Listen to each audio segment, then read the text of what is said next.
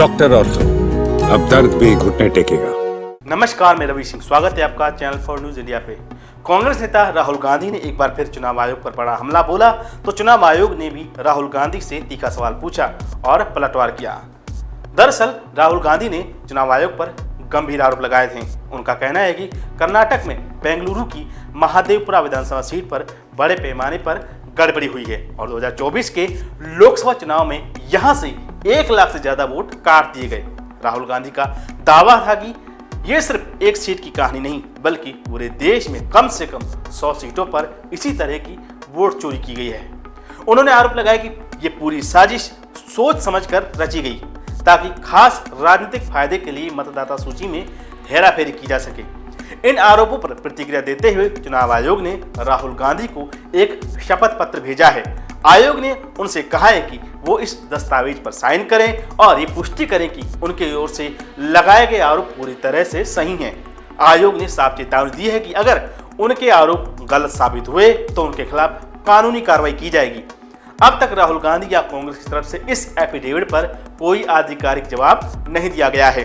चुनाव आयोग ने राहुल गांधी को खुली चुनौती देते हुए कहा कि अगर उन्हें अपने आरोप पर भरोसा है तो उन्हें पेपर पर साइन करने में कोई परेशानी नहीं होनी चाहिए, लेकिन अगर वह ऐसा नहीं करते हैं तो इसका सीधा मतलब है कि वो अपनी ही बात पर भरोसा नहीं करते हैं और उनके आरोप झूठे हैं। आयोग ने कहा कि बिना सबूत के ऐसे बयान देने से चुनाव व्यवस्था में जनता का भरोसा कम होता है और अगर राहुल गांधी अपने आरोप साबित नहीं कर सकते तो उन्हें देश से माफी मांगनी चाहिए।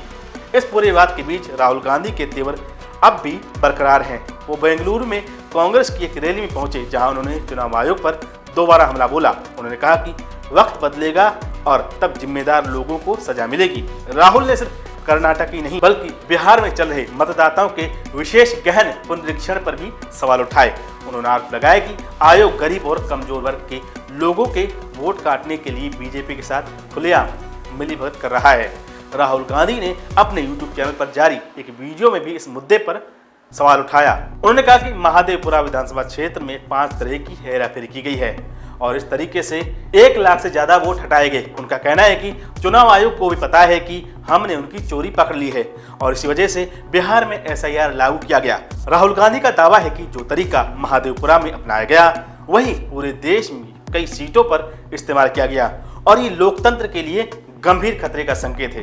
अब देखने वाली बात यह है कि क्या राहुल गांधी चुनाव आयोग की चुनौती स्वीकार करते हैं, एफिडेविट पर साइन करेंगे या फिर यह मामला राजनीतिक आरोप प्रत्यारोप के बीच लंबा खिंचता जाएगा।